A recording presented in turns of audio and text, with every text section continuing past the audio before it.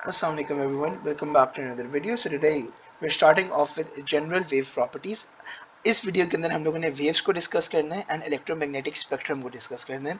Next video के अंदर हम लोग कैरेक्टरिस्टिक ऑफ वेव्स को डिस्कस करेंगे, जिसके अंदर हम लोगों ने रिफ्लेक्शन, रिफ्रैक्शन एंड डायफ्रैक्शन को पढ़ना है. आज हम लोगों ने वेव्स को समझना है एंड इलेक्ट्रोमैग्नेटिक स्पेक्ट्रम को देखना है. ठीक है. सो अब वेव्स के अंदर everything is linked with one another, so you cannot lose your concentration. You have to stay focused. शुरू करते हैं. I'll take it slow and I'll try to make it as clear as possible. बिस्मिल्लाह करते हैं. Waves क्या होती है? हम कहते हैं वेव एक डिस्टर्बेंस है. कैसी डिस्टर्बेंस है? ट्रैवलिंग डिस्टर्बेंस है जो एनर्जी को ट्रांसफर करती है, जिसके अंदर हमारा मीडियम ऑसिलेट करता है, वाइब्रेट करता है, लेकिन ट्रांसफर नहीं होता. So wave is a traveling disturbance that transfers energy without transferring medium. बिल्कुल जेनेरिक टर्म्स में wave is a mode of energy transfer.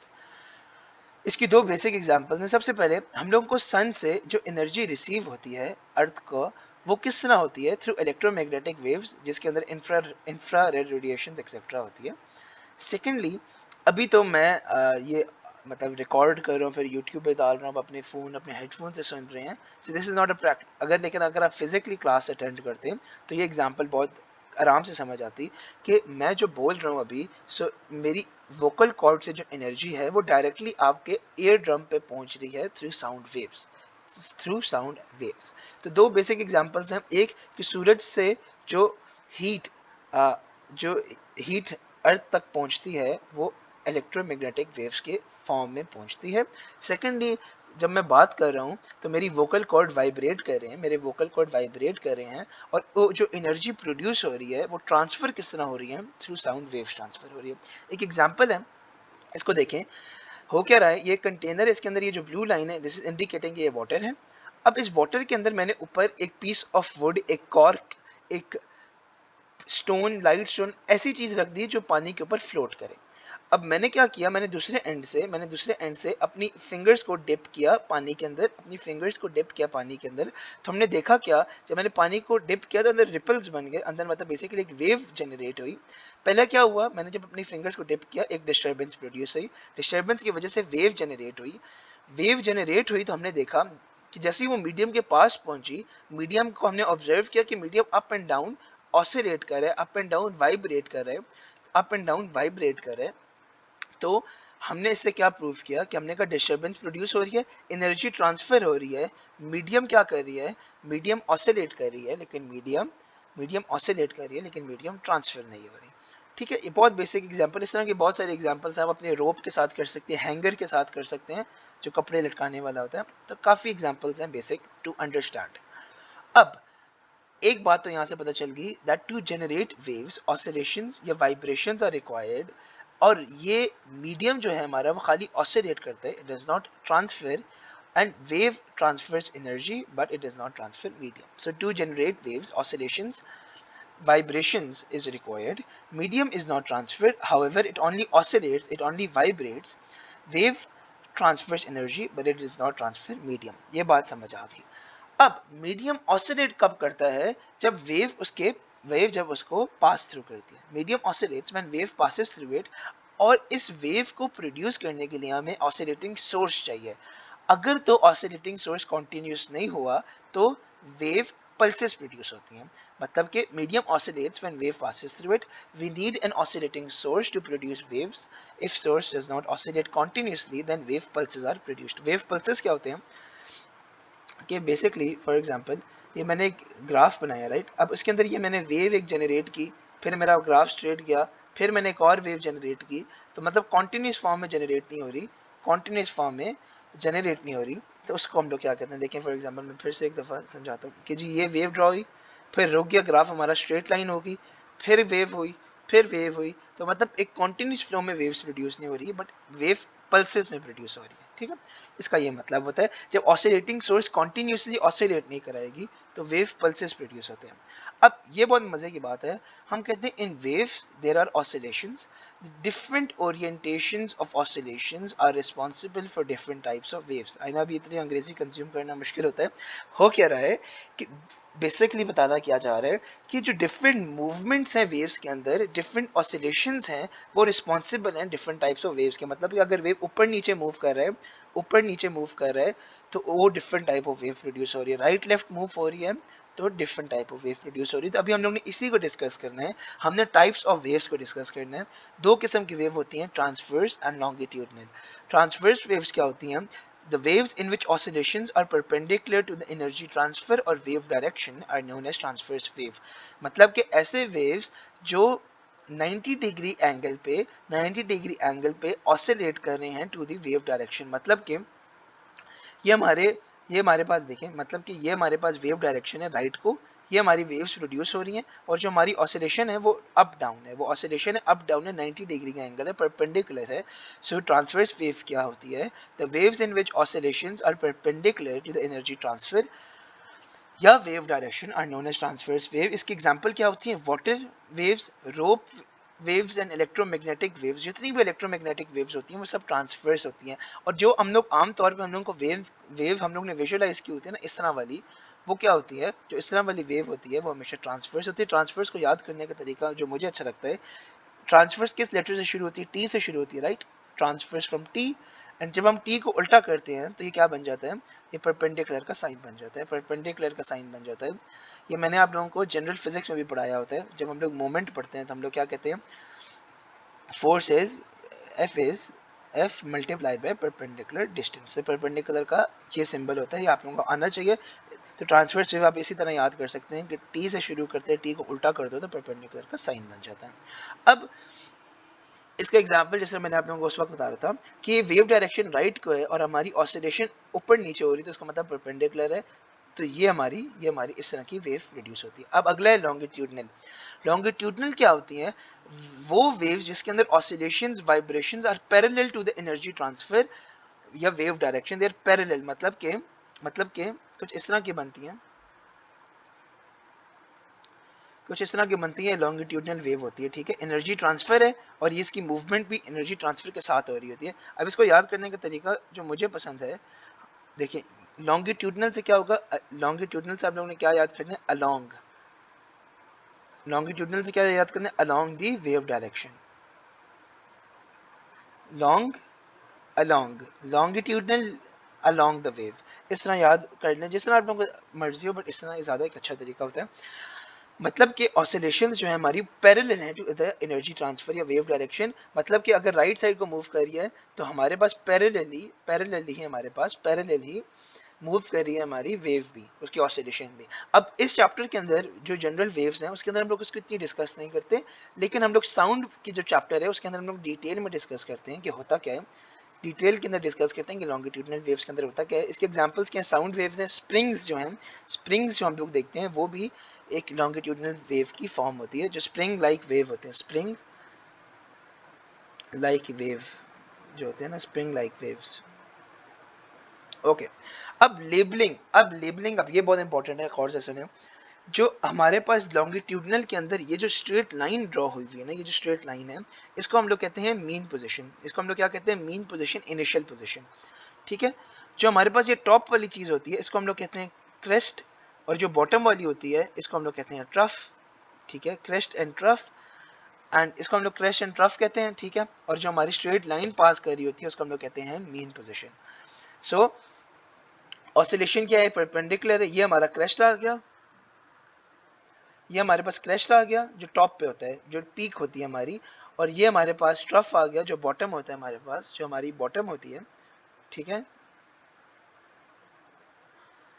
And ये हमारी मीन पोजीशन होती है। मीन पोजीशन क्या होती है? इक्विलिब्रियम पोजीशन होती है, इनिशियल पोजीशन होती है। एंड देन हमारे पास लेबलिंग ऑफ लॉन्गिट्यूडनल के अंदर ऑसिलेशन पैरेलल है। अब इसके अंदर ना, जिस तरह क्रेस्ट एंड ट्रफ ट्रांसवर्स के अंदर होती है, लॉन्गिट्यूडनल के अंदर कंप्रेशंस एंड रेयरफैक्शंस होते हैं। कंप्रेशंस क्या होती हैं? हाई प्रेशर रीजन होती हैं, हाई प्रेशर रीजन होती है। एंड रेयरफैक्शन क्या होती है? लो प्रेशर रीजन होती है। येट अगेन इस पर हम लोग डिटेल में डिस्कशन करते हैं साउंड के अंदर। इसकी भी मैं आप लोगों को एक दफ़ा दिखा देता हूँ कि हो क्या रहा होता है। ये देखें, ये हमारे पास लॉन्गिट्यूडनल है और ये हमारे पास ट्रांसवर्स है। लॉन्गिट्यूडनल है, ट्रांसवर्स है, लॉन्गिट्यूडनल ट्रांसवर्स है, ये इनका फ़र्क है। आप लोग इसका फिगर में भी फ़र्क देख सकते हैं। और इसके अंदर क्या है? कंप्रेशंस एंड रेयरफैक्शंस हैं, कंप्रेशंस एंड रेयर फ्रैक्शंस हैं, ठीक है। अब अगली चीज हम लोग ने डिस्कस करनी है वो है एम्पलीट्यूड। अब यहाँ से हम लोगों ने अगली जो चीज डिस्कस करनी है वो है एम्पलीट्यूड। एम्पलीट्यूड क्या होती है? The maximum distance covered by an oscillating body from its mean position. मतलब के ये मीन पोजिशन है, राइट? ये मीन पोजिशन है हमारे पास, स्ट्रेट जो है ये हमारे पास मीन पोजिशन है। अब इस मीन पोजीशन से कितना मैक्सिमम डिस्टेंस कवर कर सकती है ऑसिलेटिंग बॉडी, वो एम्पलीट्यूड होता है। एम्पलीट्यूड को हम लोग रिप्रेजेंट किस तरह करते हैं? इस तरह डबल हेडेड एरो से करते हैं। और हम लोग वेव के दरमियान, ये इधर भी हो सकता है, ये इधर भी शो कर सकते हैं, हम इधर भी शो कर सकते हैं, ट्रफ में भी शो कर सकते हैं, क्रेस्ट में भी शो कर सकते हैं, कहीं भी शो कर सकते हैं। बेसिकली एम्पलीट्यूड क्या होती है? Maximum distance covered by an oscillating body from its mean position. अब ये पता होना क्यों जरूरी है? क्योंकि ये जो नोट मैंने स्टार बना के लिखा हुआ है, ये बहुत इंपॉर्टेंट बात है एम्पलीट्यूड के अंदर, कि एक ऑसिलेशन के अंदर एक साइकिल कंप्लीट करने के लिए चार एम्पलीट्यूड का डिस्टेंस कवर करती है बॉडी। मतलब कि एक साइकिल हमने कंप्लीट करनी, तो एक दफा ऊपर जाएगी, दो दफा ऊपर जाएगी, तीन दफा ऊपर जाएगी एंड चार दफा ऊपर जाएगी। मतलब कि एक बॉडी चार दफा अपना मैक्सिमम डिस्टेंस कवर करती है from its mean position to complete one cycle one oscillation. अब ये साइकिल के ऑसिलेशन के will just get into that, अभी जितना कंज्यूम किया वो याद रखें। टाइम पीरियड पे अब आते हैं। एक ऑसिलेशन, एक साइकिल को कंप्लीट करने के लिए जितना टाइम लगता है उस चीज को हम लोग कहते हैं टाइम पीरियड। उसको हम लोग क्या कहते हैं? Time period. Time required to complete one oscillation, one cycle is known as time period. It is measured in seconds. It is represented by capital T. And इसका formula क्या होता है? Time period is equal to total time taken over number of oscillations. Total time taken over number of oscillations. अब अगला term जो हम लोग पढ़ते हैं उसको हम लोग कहते हैं फ्रीक्वेंसी। फ्रीक्वेंसी क्या होती है? फ्रीक्वेंसी हमारी डिराइव होती है फ्रॉम द वर्ड फ्रीक्वेंट, कि कितनी फ्रीक्वेंट हमारी वेव जो है प्रोड्यूस हो रही है, कितनी फ्रीक्वेंट हमारा ऑसिलेशन कंप्लीट हो रहा है। तो फ्रीक्वेंसी का फॉर्मूला क्या होता है? नंबर ऑफ ऑसिलेशंस पर टाइम। टाइम पीरियड क्या होता है? Total time taken over number of oscillations. Frequency क्या होता है? Number of oscillations over total time taken. इसका यूनिट होता है हर्ट्ज। अब I know as of now there are too many content to be assumed, समझ नहीं आ रहा होता। फ्रीक्वेंसी को समझाने का तरीका कि एक सिनेरियो इमेजिन करें कि एक बॉडी है वो ऑसिलेट करता है 10 हर्ट्ज। एक बॉडी है वो ऑसिलेट करता है 10 हर्ट्ज। इसका क्या मतलब है? That body makes 10 complete oscillation, 10 complete cycle in 1 second. ठीक है। अब इसका ये हम लोग more again as a said ये हम लोग डिटेल में डिस्कस करते हैं इन साउंड, ये वाली जो चीज़ें हैं। लेकिन आप लोग ये देख लें ग्राफ कि लो फ्रीक्वेंसी होगी तो आप लोग देख सकते हैं कि ग्राफ जो वेव है हमारी वो आपस में दूर दूर है, इतनी वेव जनरेट नहीं हो रही। फिर मीडियम फ्रीक्वेंसी है एंड फिर हाई फ्रीक्वेंसी है। हाई फ्रीक्वेंसी के अंदर आप लोग देख सकते हैं कि हमारी वेव्स बहुत जनरेट हो रही हैं, पर यूनिट सेकेंड बहुत जनरेट हो रही हैं वेव्स। ओके, अब आप लोगों ने एक चीज़ नोटिस किया होगा कि फ्रीक्वेंसी और टाइम पीरियड आपस में रेसिप्रोकल हैं एक दूसरे के। उनका फार्मूला जो है वो एक दूसरे के रेसिप्रोकल है। टाइम पीरियड है time over number of oscillations, frequency है number of oscillations over time. तो हम कहते हैं frequency and time period are reciprocal of each other. So जब हम लोगों को ये चीज़ें मेंशन नहीं हुई हुई, अगर हमें टोटल टाइम और नंबर ऑफ ऑसिलेशंस एक क्वेश्चन में नहीं दिया हुआ लेकिन हमें फ्रीक्वेंसी दी हुई है, तो हम लोग सीधा निकाल सकते हैं time period is equals to 1 over frequency. And अगर सिमिलरली फ्रीक्वेंसी दी हुई और टाइम पीरियड निकालना है तो frequency is equals to 1 over T. So frequency and time period are reciprocal of each other. इस रिलेशन को याद करना बहुत ज़रूरी होता है। अब अगली जो ये बहुत बेसिक चीज़ें आप लोगों को, ये बहुत बेसिक टर्म्स हैं जो अभी हम लोग वेव से फेमिलियर हो रहे हैं। अब हम लोगों ने डिस्कस करनी है वेव लेंथ। वेव लेंथ क्या होती है? Distance covered by wave in one time period in one cycle in one oscillation. अब एक वेव को जनरेट करने के अंदर जो डिस्टेंस है कवर्ड, देखें बेसिकली एक वेव जनरेट हुई है, उसने कितना डिस्टेंस कवर किया है इन वन साइकिल, वो होता है वेव लेंथ। अब वेवलेंथ को हम लोग मेजर किस तरह करते हैं? Transverse wave, the distance between two successive crest या trough, distance between two successive crest या trough will give us wavelength। and similarly longitudinal के अंदर the distance between two successive compressions or rarefaction will give you wavelength। आप इधर ये figure में भी देख लें कि ये देखें, ये हमारे पास सक्सेसिव क्रेस्ट है, तो इसके दरमियान जो डिस्टेंस है ये ए क्या, ये एम्पलीट्यूड है, और ये क्रेस्ट दो क्रेस्ट के, दो सक्सेसिव क्रेस्ट के दरमियान का डिस्टेंस वेव लेंथ है। सिमिलरली दो सक्सेसिव ट्रफ के दरमियान जो डिस्टेंस है वो भी वेव लेंथ है, वो भी क्या है, वो भी वेव लेंथ है। ठीक है, मूविंग फॉरवर्ड, बहुत बेसिक टर्म्स में बात की जाए तो वेवलेंथ होती है डिस्टेंस ऑफ कंप्लीट साइकिल या डिस्टेंस ऑफ कंप्लीट ऑसिलेशन। अब अगली चीज जो हम लोग ने पढ़नी होती है इज इंपॉर्टेंट, वो होती है वेव इक्वेशन। वो क्या होती है, वेव इक्वेशन। बेसिकली हमने वेव इक्वेशन में क्या पता करना है, हमने कि यार स्पीड क्या होगी वेव की, डिस्टेंस भी पता चल गया, वेवलेंथ से डिस्टेंस पता चल जाती है, कितने फ्रीक्वेंट हो रहा है वो फ्रीक्वेंसी से पता चल जाता है। अब स्पीड किस तरह पता चलेगा, स्पीड क्या होता है, हम कहते हैं स्पीड होता है डिस्टेंस ओवर टाइम। अच्छा, ये जो डेरिवेशन है, ये डेरिवेशन जितनी भी है ये समझने की जरूरत नहीं, मतलब ये याद करने की जरूरत नहीं है कि मैंने अब आप लोगों की अंडरस्टैंडिंग के लिए बनाया हुआ है। हो क्या रहा है, देखिए हो क्या रहा है, अब हमने कहा स्पीड ऑफ वेव ढूंढनी है। स्पीड किसके इक्वल होती है, डिस्टेंस ओवर टाइम की इक्वल होती है। डिस्टेंस हमारा क्या है, वेवलेंथ है। टाइम क्या है, अब टाइम डिवाइड हो रहा है तो टाइम हो रहा है डिवाइड। जब टाइम डिवाइड हो रहा है तो हम कह सकते हैं it is 1/t, and 1/t हमारे पास क्या होती है, फ्रीक्वेंसी, राइट। तो हमने कहा कि जी ये आ गई फ्रीक्वेंसी, ये आ गई फ्रीक्वेंसी, तो ये हम लोगों के पास चीज़ें आ गई, ये हमारे पास आ गई चीज़ें for in terms of waves to find speed of wave. ठीक है, तो बेसिकली हमने क्या कहा, speed is equal to distance over time, speed is equal to distance over time. Distance एक वेवलेंथ की आ गई, डिवाइडेड बाय 1t, मतलब कि हम लोगों को टाइम पीरियड को डिवाइड कर रहे हैं, so 1/t is equal to frequency because they are reciprocal of one another. तो स्पीड हमारे पास क्या आ जाएगा, स्पीड हमारे पास क्या आ जाएगा, क्योंकि डिवाइडेड बाय 1 पूरा फ्रीक्वेंसी में बदल जाएगा तो पीछे मल्टीप्लाई आ जाएगा, and speed will be equal to f into lambda. So v is equal to f lambda. अच्छा, ये मैं बताना भूल गया, जो ये इसका सिंबल होता है ना, ये जो सिंबल होता है हमारे पास, ये उल्टा y की तरह का जो सिंबल होता है उसको हम लोग क्या कहते हैं, लैम्डा कहते हैं। ठीक है, सो वेव इक्वेशन क्या है हमारी, v is equal to F lambda. ये जितनी भी मैंने डिराइव करके समझाया है कि स्पीड होता है डिस्टेंस ओवर टाइम, डिस्टेंस हमारी wave length divided by 1t, मतलब 1/t फ्रीक्वेंसी होता है, तो यहाँ से हमारा फॉर्मूला डिराइव हुआ v is equal to F lambda. अब इसकी derivation is not required, but ये फॉर्मूला याद होना चाहिए। तो हमने कहा ये जितनी भी कहानी है इसको हम लोग कहते हैं wave equation. Time taken to complete one cycle is equal to time taken to produce one wave. ठीक है, अगेन मैं बहुत स्लो लेके जा रहा हूँ, and these are very basic things, so I hope it's clear. नहीं तो आप एक दफ़ा फिर से पीछे करके समझ लें, it's very easy. Moving forward, अब यहाँ से थोड़ी सी ट्रिकी है, यहाँ से सुनना ज़रूरी है। अब हम लोगों ने बात करनी है पार्टिकल मोशन इन वेव्स, कि वेव्स के अंदर पार्टिकल एक्ट किस तरह करते हैं, बिहेव किस तरह करते हैं। ये बहुत इंपॉर्टेंट बात है, इधर गौर से सुनिए क्योंकि समझ नहीं आता अक्सर। अब बात क्या है, हमने कहा कि वेव्स के अंदर पार्टिकल्स जो हैं वो ऑसिलेट करती हैं पेंडुलम बॉब की तरह। पेंडुलम बॉब आप लोगों ने सबने देखा हुआ, राइट।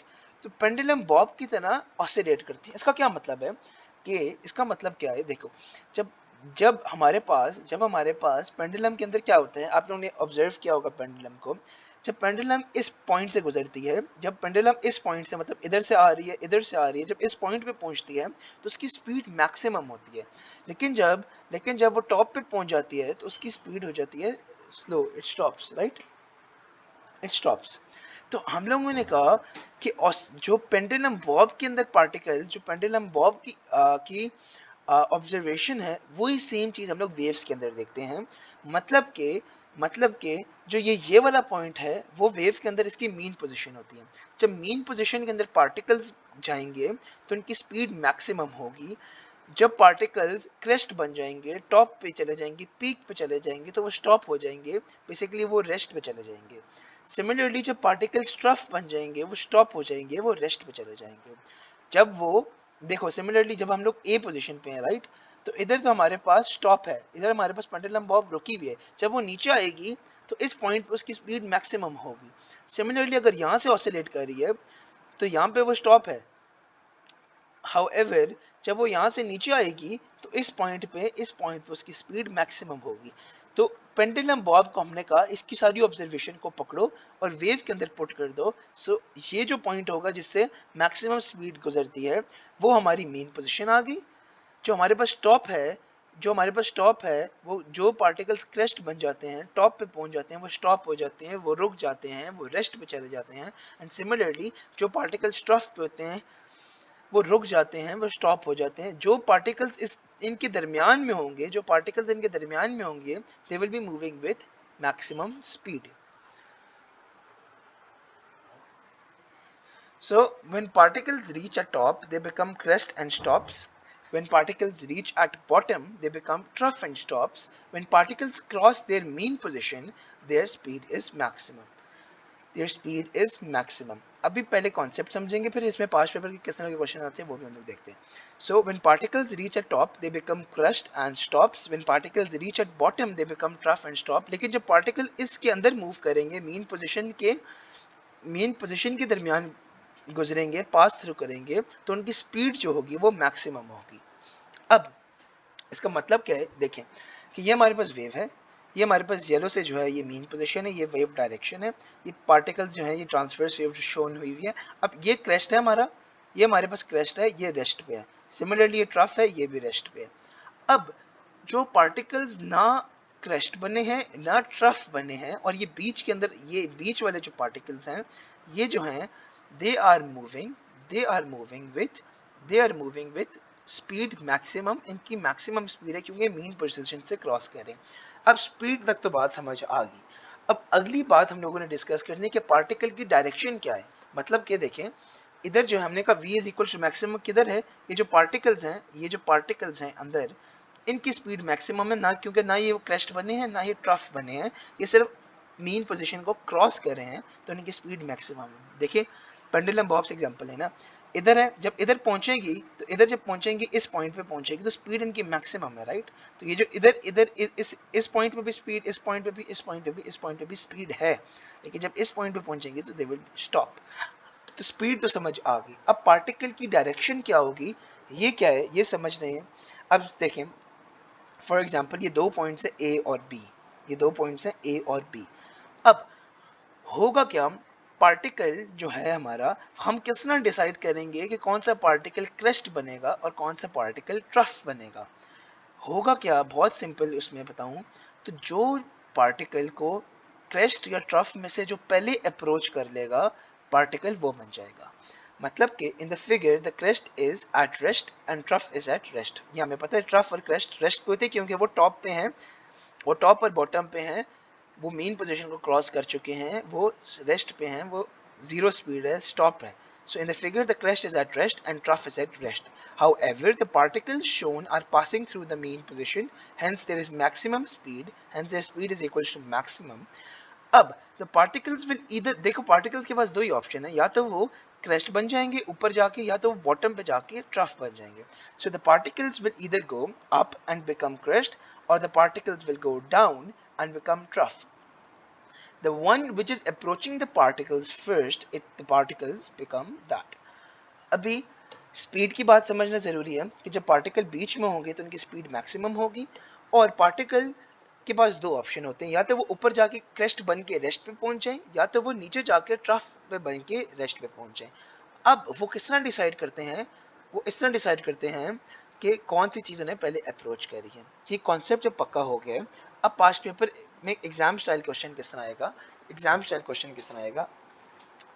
क्वेश्चन से पहले एक दफ़ा फिर से इस डायरेक्शन को एक दफ़ा समझ लेते हैं. अब देखें हो क्या रहा है, मैंने एक सिनेरियो बनाया कि एक वेव है, ये एक्स क्रेस्ट है, ये क्वेश्चन समझें, ये एक्स क्रेस्ट है, ये जेड ट्रफ है, ये वाई ट्रफ है, और हमने कहा कि एग्जामिनर ने कहा कि जी ये दो, हमने तीन पॉइंट्स बता दिए ए बी एंड सी, ये तीन पॉइंट्स बता दिए पार्टिकल्स के, जो अभी ना क्रस्ट बने ना ट्रफ बने, वो मैक्सिमम स्पीड पे चल रहे हैं. एग्जामिनर ने कहा बताएं ए की क्या डायरेक्शन होगी, बी की क्या डायरेक्शन होगी, सी की क्या डायरेक्शन होगी. अब होगा क्या जरा सुने. अब पहली बात हम कहेंगे जो ए है, it is being approached by the trough, hence A will go down and become trough. अब ये किस तरह पता चला, जिधर पार्टिकल हो गया हम उससे ना एक अप्रॉक्सीमेटली रफ एक लाइन बना लेंगे और हम लोग चेक करेंगे कि कौन सी सबसे क्लोजेस्ट है. वाई ट्रफ क्लोजेस्ट है, ये ऊपर वाला क्रैश क्लोजेस्ट है, कौन सी चीज क्लोजेस्ट है. जब हम लोग ने लाइन बनाई तो हमने देखा कि जेड ट्रफ सबसे क्लोजेस्ट है, मतलब वो it is the first one approaching particle A. So the particle A is being approached by the trough, hence A will go down and become trough. ये क्या होगा, जब वेव हमारे पास वापस मूव करेगी तो जो ए है वो क्या बन जाएगा, वो ट्रफ बन जाएगा। बी के साथ क्या हो रहा है, अब बी के साथ देखिए हम लोगों ने लाइन बनाई, हमने देखा भाई बी को कौन अप्रोच करे, बी को तो क्रेस्ट अप्रोच करे, बी को तो क्रेस्ट अप्रोच करे, ट्रफ तो कर ही नहीं रहा, तो हम क्या कहेंगे, B is being approached by crest, hence it will go up and become crest. ये हम लोगों ने देखा भाई ये वाली क्रेस्ट बी को अप्रोच करी, तो जब वेव आगे मूव होगी तो ये बी वाला जो है वो ऊपर जाके क्रेस्ट बन के रेस्ट पे पहुंच जाएगा।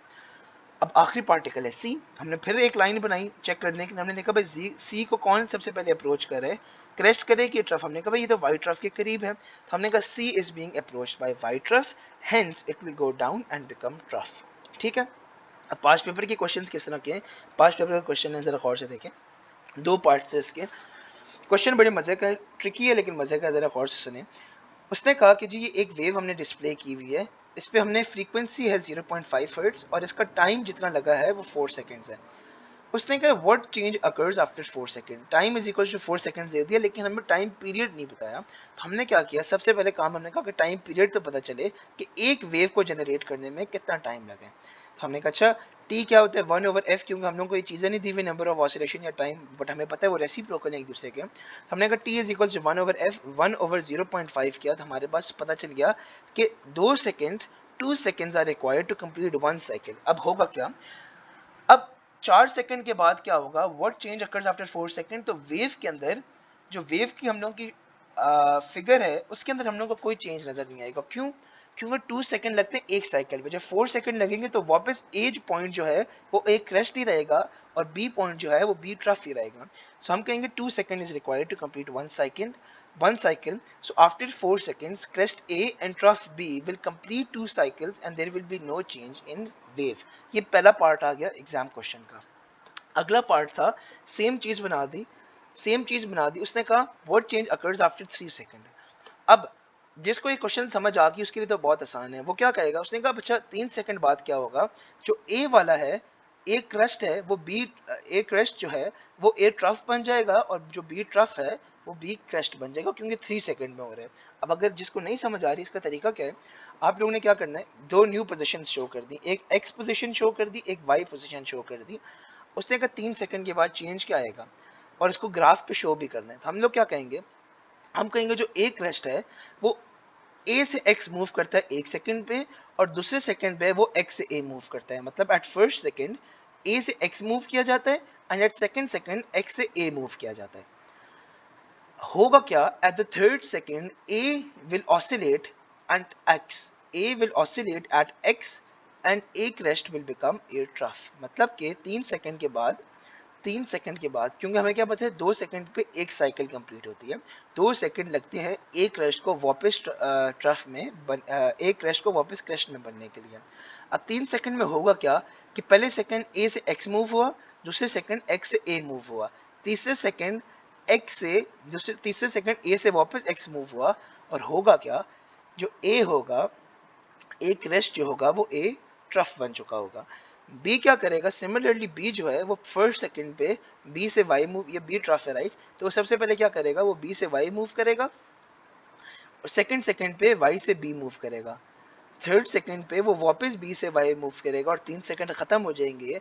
तो 3 सेकंड खत्म हो जाएंगे तो होगा क्या, बी जो है हमारा, बी ट्रफ जो है वो बी क्रस्ट बन जाएगा। So B trough moves in the first second from B to Y at 2 seconds and add 2 seconds y to b. At the first second, at the third second, b will oscillate at y. B trough will become b crest. B trough will become b crest. I hope it is clear. एक दफ़ा फिर से पहले पढ़ने का 4 second बाद क्या होगा, सबसे पहले हम लोगों ने काम किया, हमने टाइम पीरियड निकालना है कि एक साइकिल में कितनी देर, हमने कहा एक साइकिल में तो 2 सेकंड्स लगेंगे, हमें पता चल गया। अब हमने कहा 2 second is required to complete 1 cycle, तो 4 सेकंड के बाद वेव के अंदर सेम होगा, सेम नजर आएगा। क्यों, क्योंकि ए से एक्स पहले मूव किया, एक्स से ए मूव किया और फिर ए से एक्स और एक्स से ए, तो 4 सेकंड के बाद ए crest will remain a crest and b trough will remain b trough. of course move तो किया है लेकिन डिस्प्ले पे हमें कोई फर्क नजर नहीं आएगा। इसके अंदर 3 सेकंड के अंदर होगा क्या कि ए से एक्स एक सेकंड में, एक्स से ए दूसरे सेकंड में एंड ए से एक्स अगेन तीसरे सेकंड में, और तीसरे सेकंड में जब रुक जाएगा तो ए क्रस्ट ट्रफ बन जाएगा and similarly B trough B crest बन जाएगा। और ये हम लोगों ने ग्राफ शो कर दिया कि अब ये जो है ये एक ट्रफ बन गया और बी क्या बन गया, क्रेस्ट बन गया। 4 सेकंड बाद क्या होगा, 4 सेकंड बाद फिर ये सेम ग्राफ शो हो जाएगा। अब आखिरी चीज जो हम लोगों ने इस वीडियो के अंदर पढ़नी है वो है इन फेस पार्टिकल्स, और फिर हम लोग इलेक्ट्रोमैग्नेटिक स्पेक्ट्रम को नेक्स्ट वीडियो में डिस्कस करेंगे।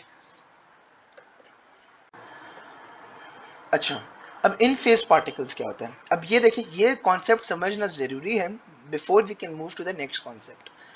इन फेस पार्टिकल्स क्या होते हैं, हमने कहा पार्टिकल्स जो ऐसे पार्टिकल्स जो एक ही डायरेक्शन में मूव करते हैं और वो अपने पीक और मीन पोजीशन साइमल्टेनियसली रीच करते हैं, वो पार्टिकल्स फेज में होते हैं। अब इसका क्या मतलब है, मतलब कि देखिए ये ए बी एंड सी है, राइट।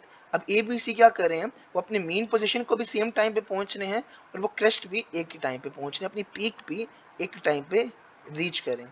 सिमिलरली बी को देखें, वो मेन पोजीशन भी ए के साथ पहुंचा है और क्रेस्ट भी बी के साथ पहुंचा है। देखिए ये सब एक लाइन में है, एक लाइन में है, राइट। तो हम कह सकते हैं दे आर इन फेज।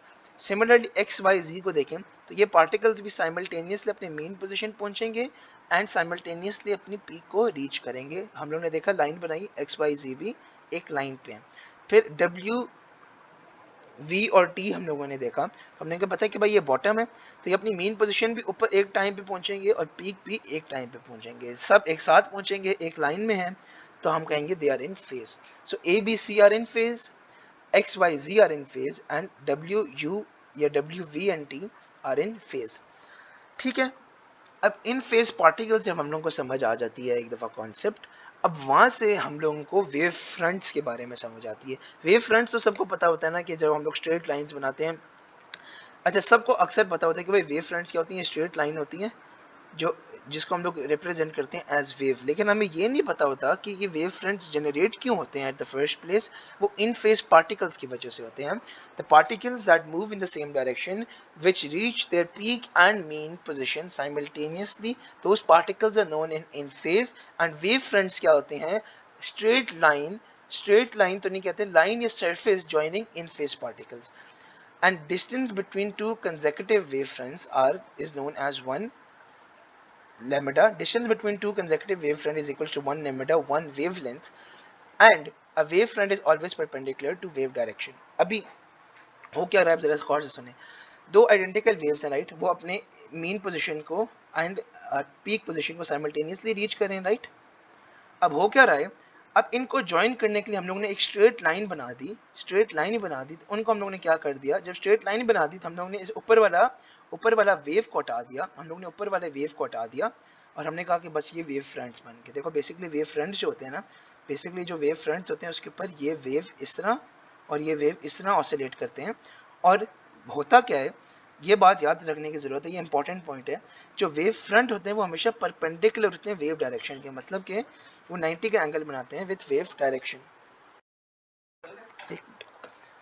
अब दो किस्म के वेव फ्रंट्स होते हैं, एक होता है प्लेन वेव फ्रंट और एक होता है spherical wave front. Plane wave front and spherical wave front. Plane wave front क्या होते हैं, वो रिप्रेजेंट करती है कि वेव हमारी यूनी डायरेक्शनल है, एक डायरेक्शन में ट्रेवल कर रही है। एंड स्फेरिकल वेव फ्रंट क्या होती हैं, जो स्प्रेड होती हैं, मतलब कि हमारी वेव डायरेक्शन स्प्रेड हो रही है, कन्वर्ज हो रही है, डायरेक्ट यूनी डायरेक्शनल नहीं है।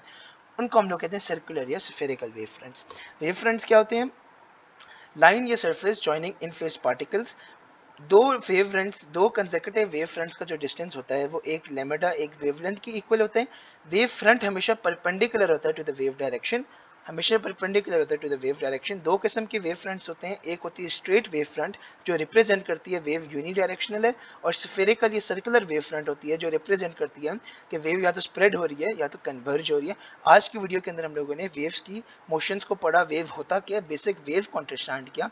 नेक्स्ट वीडियो के अंदर हम लोग इलेक्ट्रोमैग्नेटिक स्पेक्ट्रम को डिस्कस करेंगे। उसकी अगली वीडियो हम लोग कैरेक्टरिस्टिक ऑफ वेव को डिस्कस करेंगे, जिसके अंदर हम लोग ने डिस्कस करना है रिफ्लेक्शन, रिफ्रैक्शन एंड डाइफ्रैक्शन को। तब तक के लिए खुश रहें एंड ईद मुबारक इन एडवांस। अल्लाह हाफिज़।